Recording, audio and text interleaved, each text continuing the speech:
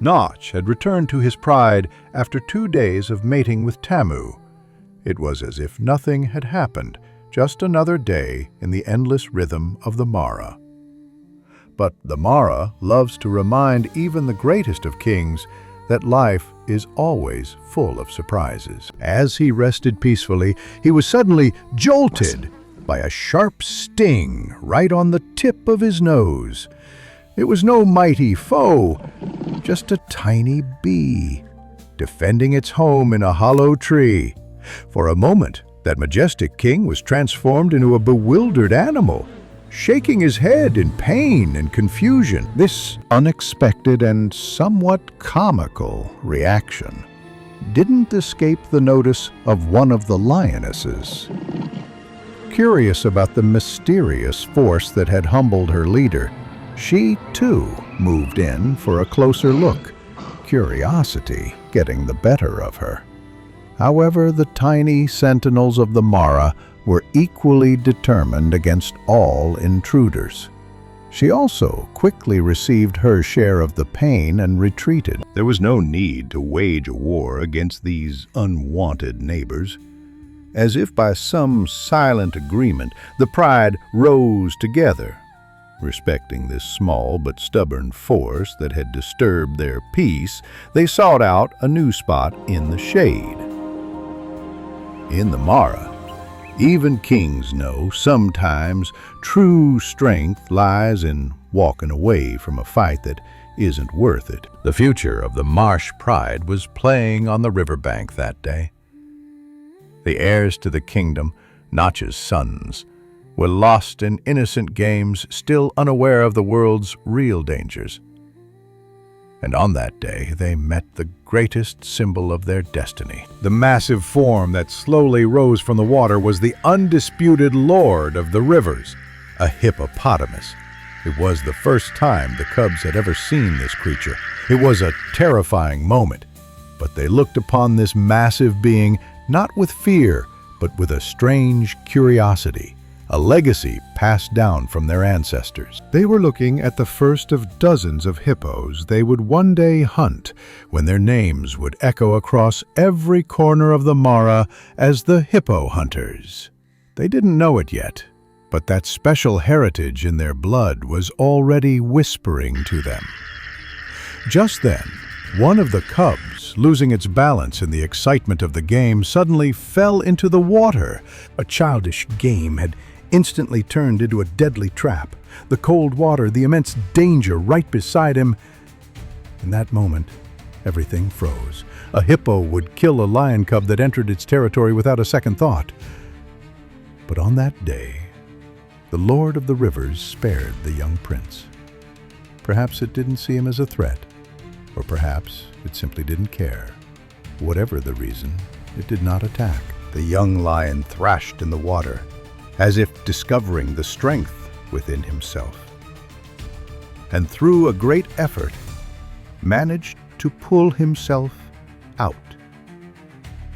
He was soaking wet and terrified, but he was alive. This first encounter had ended without bloodshed.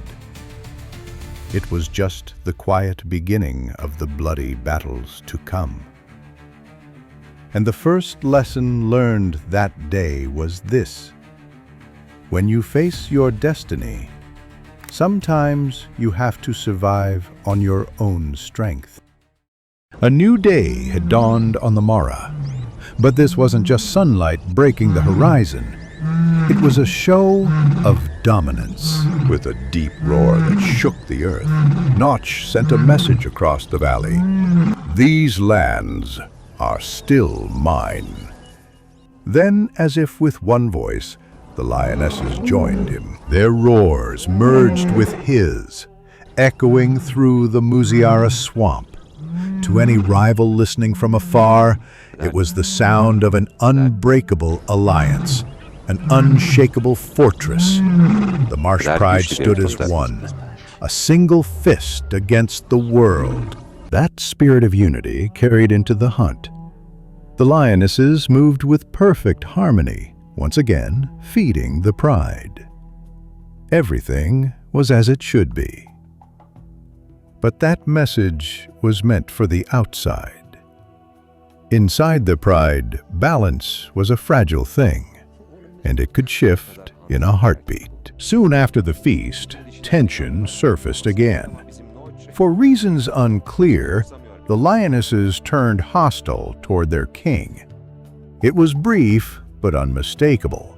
Snarls, sharp glances, sudden movements. In most prides, these bursts of tension, these tests of dominance, are normal. They're part of the rhythm of life. But in the Marsh Pride, it had become something more personal. Notch was no longer welcomed the way he once was. His bond with Tamu had damaged the trust between him and the queens. But in the Mara, emotion comes second to survival. The cubs' lives depended on the presence of a strong male.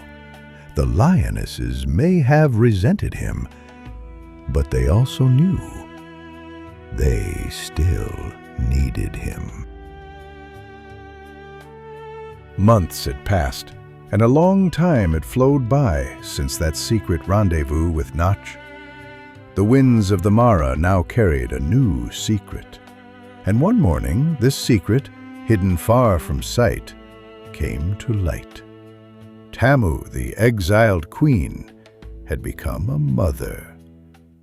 In a sheltered corner of Bila Shaka, 4 tiny souls had opened their eyes to the world.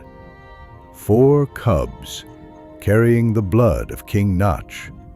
They were only 4 or 5 weeks old, their eyes newly opened to the world, their tiny bodies dependent on their mother's every move. For them, the world consisted of nothing more than their mother's warmth, her protective purr, and the taste of her milk.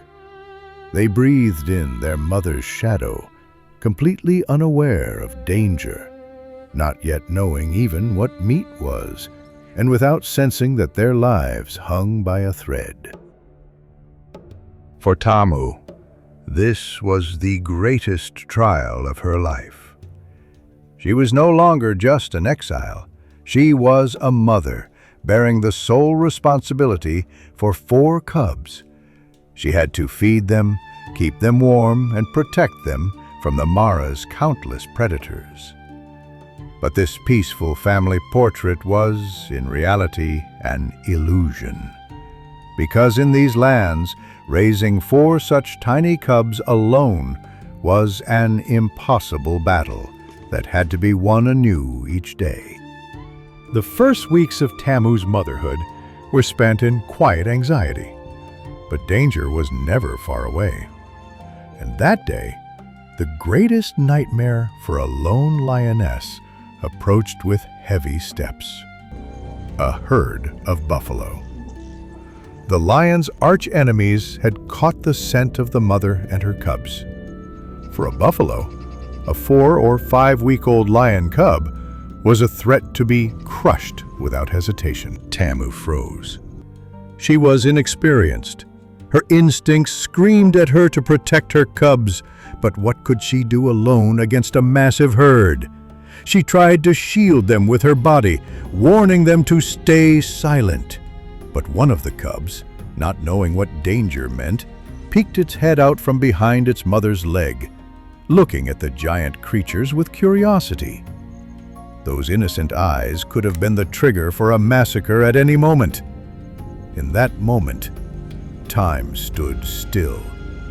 Breaths were held. The buffaloes drew closer, sniffing the air. Would they see the bold little cub? One massive head turned in their direction. It stared. That moment felt like an eternity for Tamu.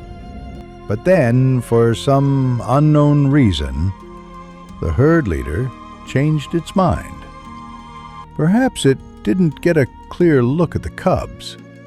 Or maybe something else drew its attention. The herd slowly changed its direction and continued on its way, moving away from them. The danger had passed. Tamu had survived one of the most difficult tests of motherhood, but only by sheer luck. But that day, she understood something. To protect your cubs in the Mara, you couldn't just be a mother. You had to become a ghost. Hunger had forced her to make the decision every mother fears. Tamu had to leave her cubs, only a few weeks old, to hunt for their very lives. As she moved silently across the open savanna, what she encountered was not prey, but ghosts from the past. They were the sons of Notch. They couldn't be called a true coalition yet. They lacked the experience and power to stand against a ruling king. But this group of 2-year-old brothers was a deadly force nonetheless, especially for a lone lioness. Tamu sensed the danger instantly. She knew that, even if they were mere children compared to their father, they could easily kill her. To fight them would be suicide. She immediately flattened herself to the ground, lowering her body. It was a message of submission. I am not a threat. Go on your way. But the young male's intentions were not peaceful. 2 of the brothers slowly approached her, weighing her intent, measuring her fear. And then, suddenly, all hell broke loose. The chase had begun. Tamu ran for her life.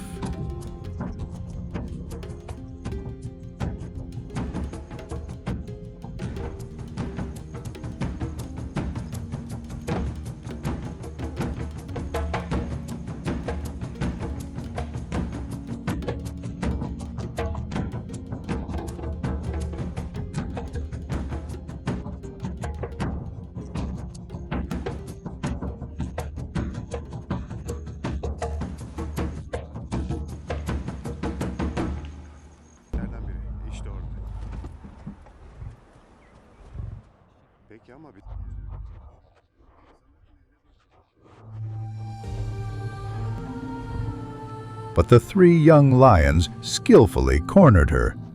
She was trapped.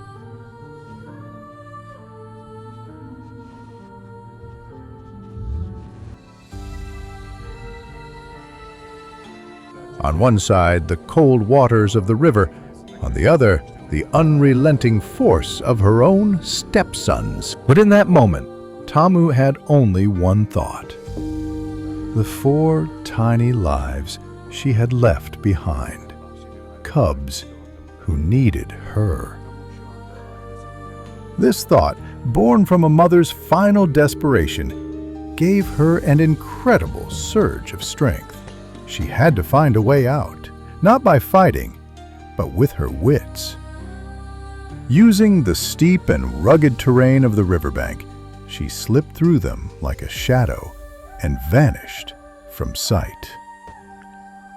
Hours later, she returned, safe and sound, to her cubs who had been waiting anxiously where she had hidden them. Tamu had managed to survive once again. Safe from danger for the moment, Tamu was enjoying the sun with her cubs. She had brought them out of their den. It was a small mistake, perhaps born from a mother's inexperience. And soon enough, a lone silhouette appeared on the horizon, a nomadic male lion. His steps were determined, his target clear. He was heading straight for Tamu and her cubs. Abruptly, he sniffed the air. He had caught the scent of the lioness and cubs. But there was something he wasn't sure about. Was there a dominant male nearby? He wasn't looking for a death match with a rival.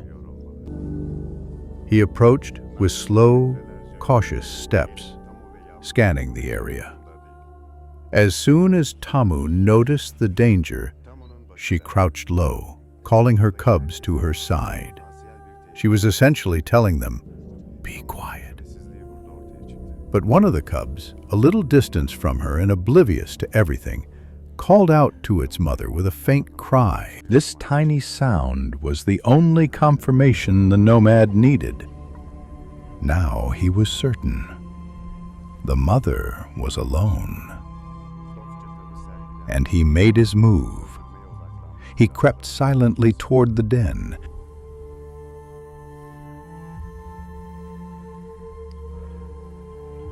And suddenly pounced on one of the cubs. But in that instant, her maternal instinct exploded to life. She shot up from her spot and launched herself at the male lion, who was nearly twice her size. Snarls, claws, pure fury. The nomadic male was stunned by what hit him. He wasn't expecting such ferocious resistance.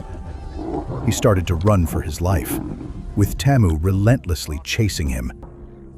Tamu had protected her cubs at the cost of her own life, giving a powerful lesson in motherhood. After chasing the nomad from her territory, she returned to her den, victorious but shaken. But when she arrived, only 2 of her cubs were there. The other 2, lost in the chaos, had either hidden in fear or disappeared forever.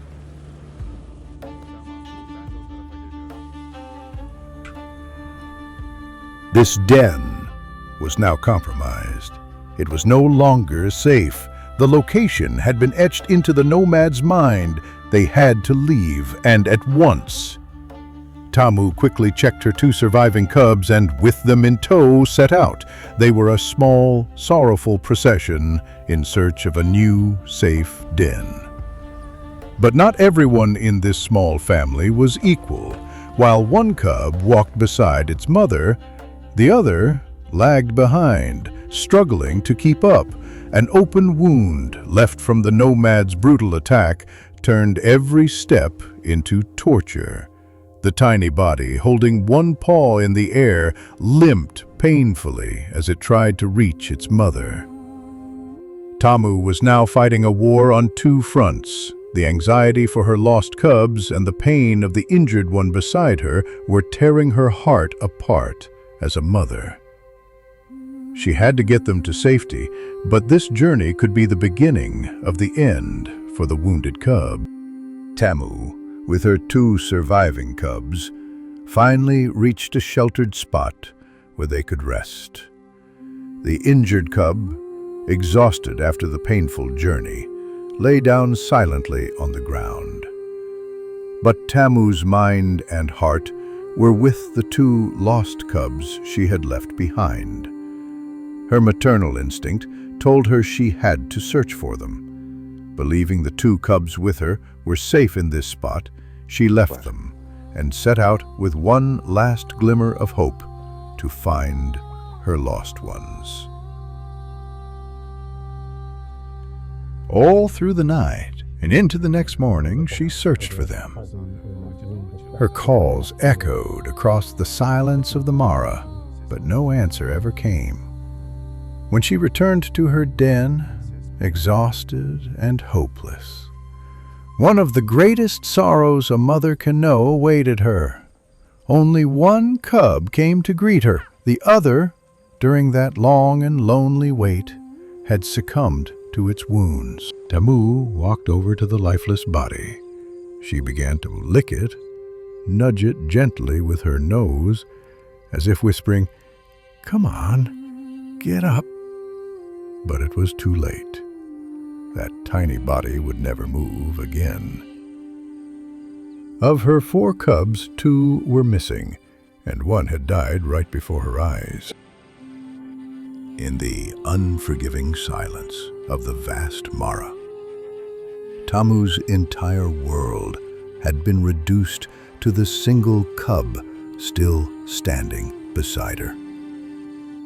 While mourning the one she lost, she held on to hope for the others. Tamu did not give up. For days, she searched. Her relentless quest became a mother's cry, swallowed by the endless quiet of the Mara. And then, a sound. A faint mewl from deep within the bushes. It was the sound of hope itself. She had found them. 2.5 days later, the lost cubs were finally back in their mother's embrace. A true miracle in the heart of the savannah. But the joy of reunion came draped in sorrow. Together with her 3 surviving cubs, Tamu gave one last look at the fallen sibling they had lost. Then, slowly, they turned their backs on the land that had taken so much from them and set off toward a new beginning. Tamu had managed to keep her 3 cubs alive, but the real battle was only just beginning. How could a single mother raise 3 cubs on her own? At any moment, they could stumble upon a pack of hyenas, a leopard, or another nomadic male. There was only one solution, but that solution carried a deadly risk of its own. Tamu took her cubs and began moving toward the territory of the Marsh Pride. She led them to a special place known as the nursery, a spot where the pride's lionesses had often raised their young. It was an incredibly dangerous gamble. The strong scent of lions in the area offered a kind of security, keeping other predators at bay. The father of her cubs was Notch, and it was believed she was also distantly related to the lionesses in the pride. To survive, Tamu desperately needed the pride's protection and support. Maybe, just maybe, these bonds gave her a chance to be accepted back into the pride. But if she lost this gamble, the price would be devastating. The jealous queens could see her cubs as a threat and kill them all. Tamu had brought her cubs to this land of great danger, but also of great hope. Now, all she could do was wait and hope the worst would not come to pass. The nursery area offered a sanctuary, but it didn't offer food. Tamu hadn't eaten a proper meal in days. To produce milk for her cubs, she had no choice but to hunt. She hid her 3 cubs in a safe place and went off to hunt. She lay hidden in the tall grass, stalking her prey. When the moment was right, she lunged with all her might.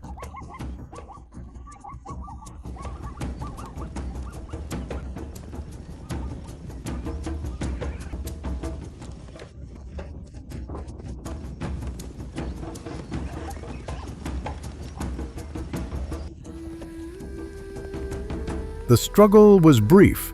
Tamu had brought down a kill, all on her own. But there was something she didn't know. This hunting ground belonged to the Marsh Pride. And just a few 100 yards away, resting in the shade of a tree, were Notch and his queens. Tamu ate a small portion of the kill and returned to her cubs. The next morning, when she went back to feed again, she was met with a terrifying reality. She had walked straight into the pride's territory. Notch and his queens were only 150 yards away. She wasn't there to join the pride, nor to introduce her cubs. Her body language said it all. She was trying to slip away unnoticed. But it was already too late.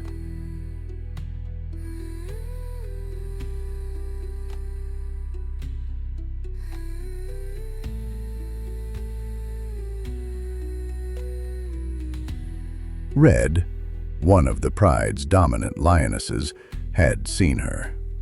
Her posture made it clear she was ready to attack. She slowly began moving toward Tamu.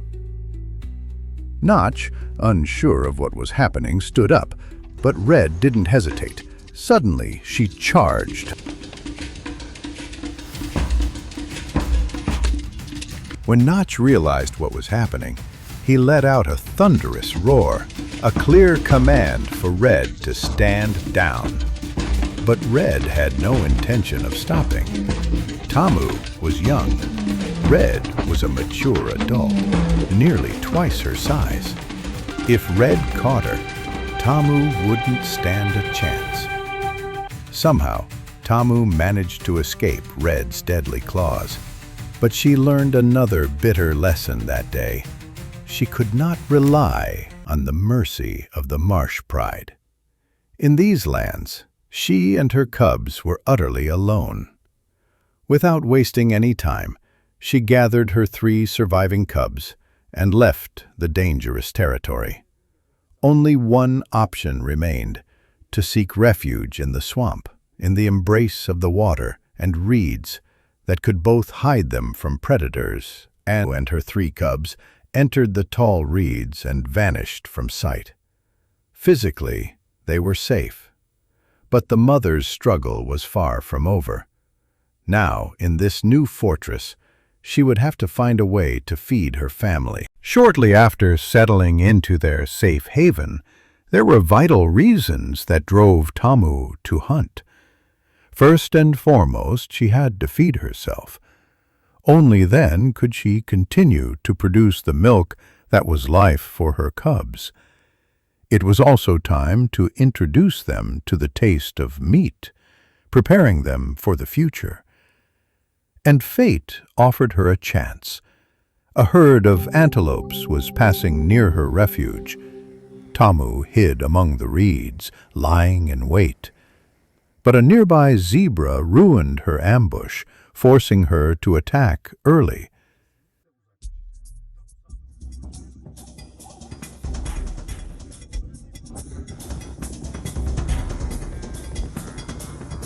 She stumbled for a moment while running, but she didn't give up. A mother's will pulled her tired body back to its feet, and she managed to bring down her prey. This was more than just a hunt. It was a victory in her family's struggle for survival. Tired but proud, she returned to the reeds where her children were. She was going to lead them to their first feast. Hearing their mother's call, all 3 cubs sprang from their hiding place and ran towards her with joy. The family was complete, whole. In that moment, all the pain, all the fears were forgotten.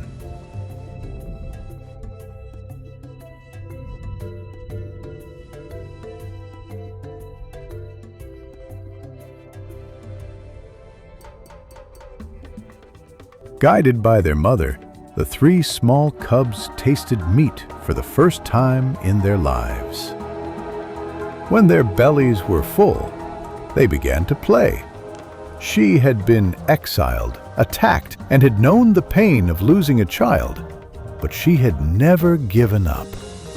This lioness, who single-handedly cared for her cubs in this harsh environment, being both their mother and protector, was a magnificent parent, and her story would take its place among the unforgettable legends of the Mara. The sky over the Masai Mara was as heavy as lead. The wind carried not the scent of an approaching storm, but the uneasy smell of change. The marsh lay silent. Yet from deep beneath the earth, a low rumble began to rise, the sound of a new era. It was 2007. Notch was still the undisputed king of the Marsh Pride, but he was no longer alone. At his side walked the future of his kingdom, his 5 sons, Notch II, Long, Ron, Caesar, and Grimace. Though not yet giants, each moved like a young warrior in their father's shadow. The lionesses were content. The hunts were plentiful. On the surface, everything was perfect. But a king always feels the currents beneath the surface. And one morning, that current broke ashore. 3 silhouettes appeared on the horizon. Their stance was a challenge. Their walk was slow, but their gaze cut like a blade, locked directly on Notch's heart. They were the males of the Paradise Pride, Romeo, Claude, and Pavarotti, the same trio that had once brought down Lightmane. And now they were coming for the rightful king. Notch was the first to spot them. The look on the horizon was the same fierce, ambitious one Notch had once carried when walking toward Simba. But now, those eyes were fixed on him. The lionesses grew uneasy. The cubs vanished into the thickets. But Notch did not move. He looked at his sons. They were not yet ready. If this battle was lost, they would all be destroyed. And Notch could not allow that. Fighting was an option, but ensuring their survival was a greater duty.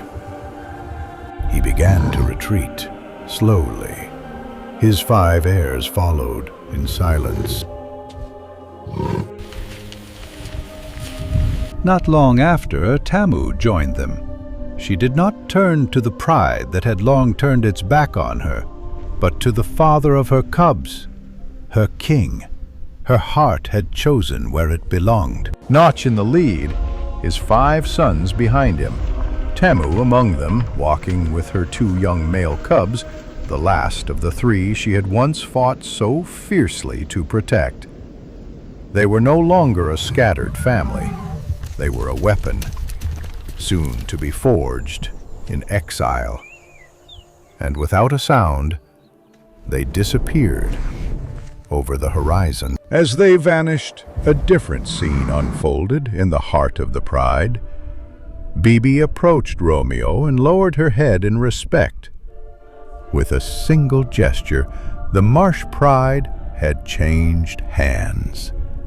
And now everyone knew. The new kings of these lands were Romeo, Claude, and Pavarotti. But history does not always write its victors on the battlefield. Sometimes the greatest legends are born from the deepest defeats. That day, Notch left behind not only his throne, but his pride, his past, and an entire era. Yet in return, he carried with him the future of the Masai Mara. And his story was only just beginning. Notch's epic journey will continue in the next episode, right where it left off.